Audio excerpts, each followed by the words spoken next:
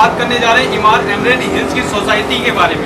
जी हाँ, कल सुबह 5:50 में एक महिला वहाँ पर व्यायाम कर रही थी। अचानक ही उनकी तबीयत खराब हुई, जिसके बाद घर वालों ने एम्बुलेंस को फ़ोन किया, लेकिन एम्बुलेंस समय पर नहीं पहुँच पाई और महिला की डेथ हो गई। दरअसल एम्बुलेंस के समय पर नहीं पहुँचने का कारण ये रहा कि गोल्फ क्रॉस रोड जो है उससे सोसाइटी में आने का रास्ता, मतलब इमार एमरेल्ड सोसाइटी में आने का जो रास्ता है वो बीच से टूटा पड़ा है, और अगर एम्बुलेंस दूसरे रास्ते से निकलती तो उसे पहुंचने में काफ़ी देर हो जाती, वो समय पर नहीं पहुंच पाती। तो बात यह है कि सोसाइटी में जाने के और आने के 3 रास्ते हैं। 3 में से एक जो मेन रास्ता है वो बीच में से टूटा पड़ा है, जिसकी वजह से वहाँ से लोग आ नहीं सकते और जा नहीं सकते। जब ये सोसाइटी का निर्माण किया गया था तो लोगों को बड़ी बड़ी बातें की गई। 2009 में बिल्डर ने लोगों से कहा कि वो इस सोसाइटी में सारे के सारे जो है सुविधाएं मुहैया कराएंगे, लोगों के आने का रास्ता भी देंगे, और जितने भी 3 रास्तों के बारे में उन्होंने जिक्र किया। लेकिन अब आते आते अब से 1-1.5 महीना पहले ये जो मेन रास्ता है ये बीच से टूटा पड़ा है, मतलब 24 जो मीटर की सड़क है वो बीच से टूटी पड़ी है, जिसमें लोग आ नहीं सकते, जा नहीं सकते। इससे पहले भी बिल्डर से ये कह रखा था कि कहीं कल के दिन को कोई घटना ना हो जाए, आप इस रोड को सही करवा लीजिए, लेकिन बिल्डर ने उनकी कोई बात नहीं सुनी। तो देखिए हमारी ये पूरी रिपोर्ट। यहाँ पर इस समय सड़क का मुद्दा जैसे सभी पूरी मीडिया में ही छाया हुआ है।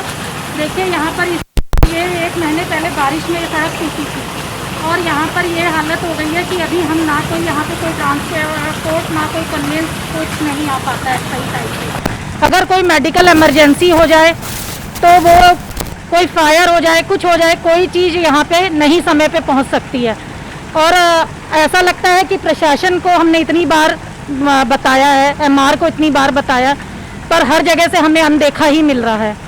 वैसे मिस्टर डीटीपी मिस्टर भाट एनफोर्समेंट डीटीपी से आए थे, उन्होंने यहाँ पे डायरेक्ट भी करके गए उसकी भाई ये सड़क 30 अगस्त तक बननी है, परंतु उसके बाद भी यहाँ पर कुछ नहीं हुआ। और ये एक आज के समय के लिए बहुत बड़ी समस्या हो गई है कि समय की कीमत जो है वो प्रशासन आम आदमी की नहीं समझ रहा है।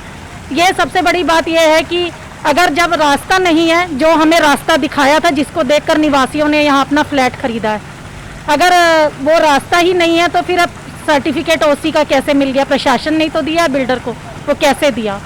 तो इस समय निवासी जो हैं वो ऐसा लग रहा है कि वो ठगे हुए महसूस करते हैं यहाँ पर कि हमने घर लेकर यहाँ पर, अगर रास्ता नहीं मिलेगा तो आप सोचिए ना कितनी बड़ी समस्या। मैम मतलब ये जो मेन जो यहाँ बिल्डिंग है, जैसे कि ये पूरी सोसाइटी है, सोसाइटी में निकलने के 3 रास्ते हैं मैम, तो मेन जो आपको सोसाइटी का रास्ता दिखाया गया था और अब जो है वो रास्ता टूटा पड़ा है, जैसे कि हम अभी देख कर आए हैं, तो उसमें मतलब कितना गैप आ जाता है? मतलब आपको घूम कर जाना पड़ता है तो कितना गैप आ जाता है कम से कम? हमें यहाँ से जाते हैं जब, अगर हमें golf course road, main golf course road की तरफ पकड़ना होता है तो हमें इधर से पूरा घूम के जाते हैं, और हमें 5 से 6 किलोमीटर तो मिनिमम साइड पे पड़ जाता है हमें। जबकि रेड लाइट्स वगैरह और पड़ जाए या बारिश का मौसम हो तो वो एक बहुत बड़ी समस्या, विकट समस्या कि आप कैसे, तो कोई अपनी किसी को कोई ज़रूरी फ़्लाइट पकड़नी है, कोई मेडिकल इमरजेंसी के लिए जाना है, किसी चीज़ के लिए भी जाना है, वो वहाँ तक नहीं पहुँच पाता है समय पे। जैसे मैम आपने भी मेडिकल की बात की है, मेडिकल इमरजेंसी के बारे में, तो ऐसी इस सड़क टूटी होने की वजह से ऐसी कोई घटना हुई है अभी तक? बिल्कुल बिल्कुल। अभी रिसेंटली परसों की बात करें तो मेरे हस्बैंड को 106 टेम्परेचर था। इमीडिएटली मैंने प्रतीक्षा हॉस्पिटल में डॉक्टर्स को कंसल्ट किया, उन्होंने तुरंत बोला हॉस्पिटलाइजेशन करिए, बट चूंकि रोड टूटी है, वो 4-5 किलोमीटर जो घूम के जाना है और उसमें जो टाइम वेस्ट होना है वो तो मैं कर ही नहीं सकती थी, बिकॉज 106 बुखार आप समझ सकते हैं, वाइटल्स डैमेज हो जाते। हम सिर्फ पट्टियां रखते रहे, और सिर्फ इसीलिए मैं खुद ड्राइव कर सकती हूँ, पर मैं सिर्फ इसलिए नहीं गई क्योंकि वो जो आधा पौना घंटा मैं लूज करूंगी हॉस्पिटल पहुंचने में, वो बहुत जिंदगी के लिए खतरनाक हो सकता है। और ज्यादा दूर न जाएं। अभी थोड़े दिन पहले, 2-3 दिन पहले, एक निवासी है हमारी ब्लॉक की, वो लेडी फिट 40 साल की, फिट एक्सरसाइज सुबह 5:30 बजे कर रही थी, उनके अपने पेरेंट्स के साथ रहती है, सीनियर सिटीजन है, 70 साल के पेरेंट्स हैं। बंदी एक्सरसाइज करते करते गिर पड़ी, पेरेंट्स को समझ नहीं आया क्या करें, एम्बुलेंस बुलाई, 1.5 घंटे एम्बुलेंस घूमती रही, एम्बुलेंस नहीं पहुंच पाई, जिसकी वजह से बंदी कोलैप्स कर गई। कितना बड़ा लॉस है लाइफ का उन पेरेंट्स के लिए जिन्होंने सामने सिर्फ एम्बुलेंस नहीं आ पाई, रोड टूटी थी, इस वजह से एम्बुलेंस नहीं आने के चक्कर में उनकी जिंदगी चली गई। कौन जिम्मेदार है? प्रशासन या एम्बुलेंस या डॉक्टर या कौन, नहीं पता। खटखटाइए दरवाजा प्रशासन का। सर आप भी यहाँ पे बिल्डिंग में रहते हैं, तो आपने कभी इन जो आपको दुविधाएं हो रही हैं इनके बारे में कभी शिकायत वगैरह की है आपने? हम लोगों ने शिकायत की है 2016 से, जब से हम लोग यहाँ पर शिफ्ट हुए। पिछले 5 साल से यही रोड हम यूज़ करते थे आने जाने के लिए। जब जुलाई में रोड टूटी, फिर हम लोगों ने टाउन प्लानिंग डिपार्टमेंट को 500 लोगों ने सिग्नेचर करके डॉक्यूमेंट दिया। हम लोग डीटीपी इन्फोर्समेंट साहब के पास गए, उनके साथ अपनी समस्याएं रखी। हम लोगों ने हरियाणा रेरा में अपनी कंप्लेंट सबमिट की। हम लोगों ने सीएम विंडो पे कंप्लेंट की और लगभग सारी अथॉरिटीज़ के पास, अपने लोकल एमएलए के पास, सबके पास समस्याएं रखी। 3 अगस्त को डीटीपी इन्फोर्समेंट साहब भी आए, 4 घंटे करीब वो हमारे यहाँ रहे। उन्होंने हमारी कंडीशन देखी और उन्होंने भी ये माना कि हमारे लिए निकलने के लिए कोई भी सड़क अंदर से नहीं है। 3 सड़कें हैं हमारी। ये जो नॉर्थ साइड की सड़क है जहाँ पे हम अभी खड़े हैं, यहाँ से हम जा नहीं सकते। सिमिलर सिचुएशन हमारी पीछे की सड़क है, जो साउथ साइड की सड़क है। वहाँ पर M3M ट्रम्प टावर्स को कंस्ट्रक्ट कर रहा है और उसने उस रास्ते को बंद किया हुआ है। बीच में एक सड़क है जो सेक्टर 65 को 62 से कनेक्ट करती है। वो 100 मीटर का पैच है।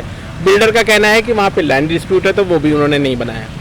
तो हम लोगों ने सारी अथॉरिटी को किया। 20 अगस्त को रेरा के भी ऑफिशियल्स आए, 4 घंटे यहाँ पे रहे। बिल्डर के रिप्रेजेंटेटिव को भी उन्होंने बुलाया और सारी चीज़ें की है। रिपोर्ट अभी हमारे पास फाइनल नहीं आई है, लेकिन जितनी अथॉरिटीज़ हैं सबको हमने फैक्ट्स रखे हैं, रिक्वेस्ट किया है कि हमारी समस्याएं दूर हों। और हमारा ये मानना है कि हम अलॉटीज़ बहुत ज़्यादा लीगल या टेक्निकल इश्यूज़ में नहीं जाना चाहते। हमारी एक रिक्वायरमेंट है, हमारे टाउनशिप में रहने वालों के बच्चे हैं, छोटे बच्चे हैं, बच्चियां हैं, जो ट्यूशन पढ़ने या बाकी निकलते हैं, सेफली वो निकल पाएँ और आ पाएँ। हमने बिल्डर से भी ये रिक्वेस्ट किया है कि आप, अगर वो प्राइवेट लैंड है तो उस किसान से मिल के, जैसे आपने 2016 से 21 तक सड़क चलाई, आप कोशिश करिए उसको जो भी पैसे या जो भी देना है, क्योंकि 200 एकड़ की टाउनशिप है।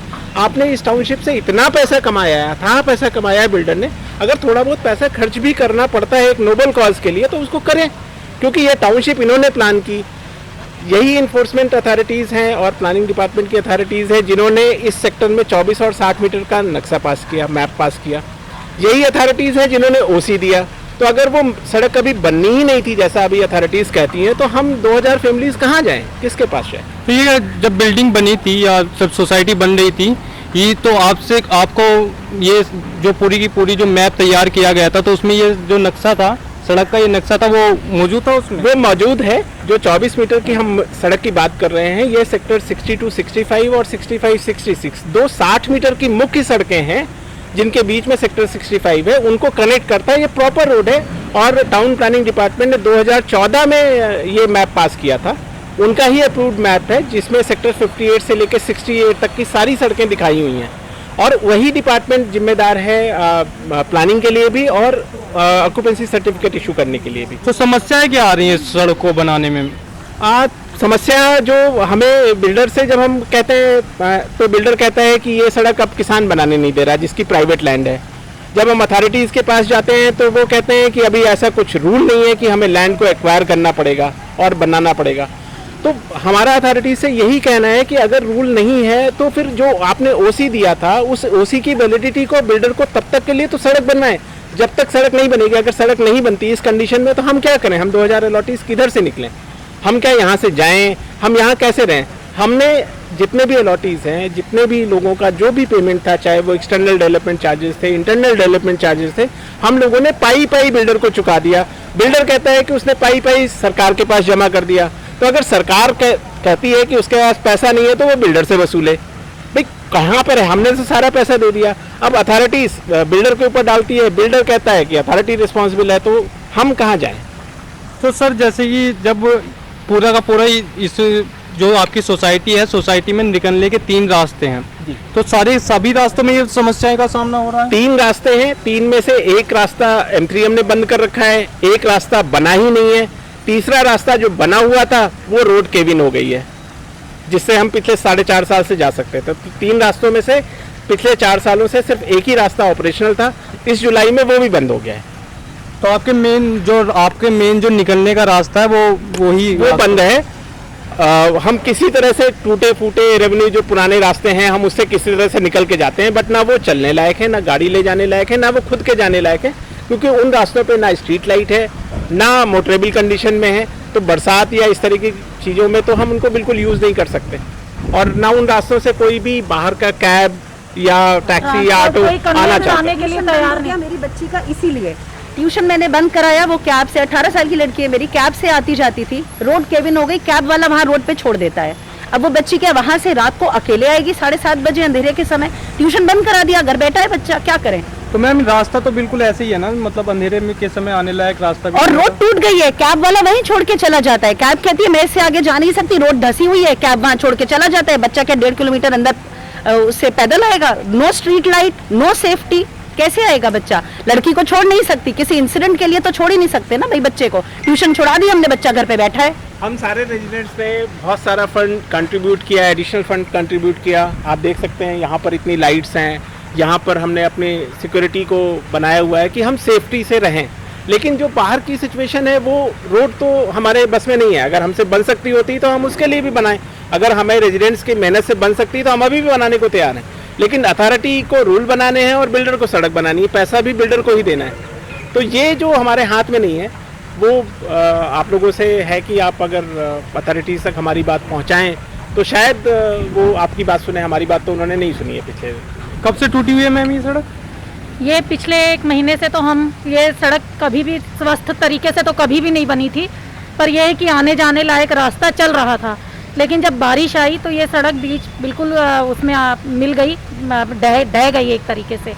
और उसके बाद फिर हम जुलाई से ये 15 जुलाई के आसपास ये है, तब से ये बिल्कुल रास्ता है। हाँ बिल्कुल अस्त व्यस्त रास्ता हो गया, मतलब बिल्कुल क्षतिग्रस्त है ये रास्ता। आप ये समझ लीजिए कि यहाँ से कोई नहीं आ सकता है, ना कोई जा सकता, कोई गाड़ियाँ तो निकल ही नहीं सकती हैं। तो मैम आप क्या मतलब क्या निवेदन करना चाहेंगे अगर आप? मैं निवेदन प्रशासन से और बिल्डर से, दोनों से ये करना चाहूँगी कि प्रशासन या तो बिल्डर से कह के बनवाए और इसमें अपना कुछ मतलब जो भी उनकी जनता की समय की कीमत को समझे, जनता की लाइफ को समझें कि भाई वो किस तरह से इतनी सफर ना हो ना, ये चीज़ यही कहना चाहती हूँ आपके माध्यम से। मैं इस पे ये कहूँगा, प्रशासन से हाथ जोड़ के मैं अनुरोध करूँगा कि इस सड़क को प्रशासन अपने खर्चे पे बनवाए और जितना खर्चा है उसको पेनाल्टी के साथ बिल्डर से वसूल करे।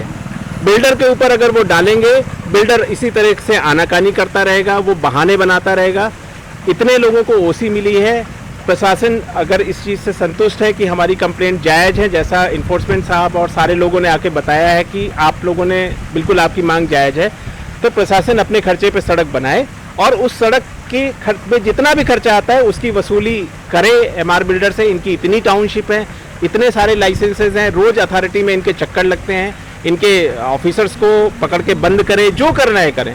बट हमारे आपस में ये बहानेबाजी के चक्कर में जो हम पिछले 3 महीने से हमारी ज़िंदगी नर्क बनी हुई है, इससे हमें निकालें। मैं प्रशासन से हाथ जोड़ के अनुरोध करता हूँ इस चीज़ के लिए। feels like hostage. We feel like hostage. All 3,000 families.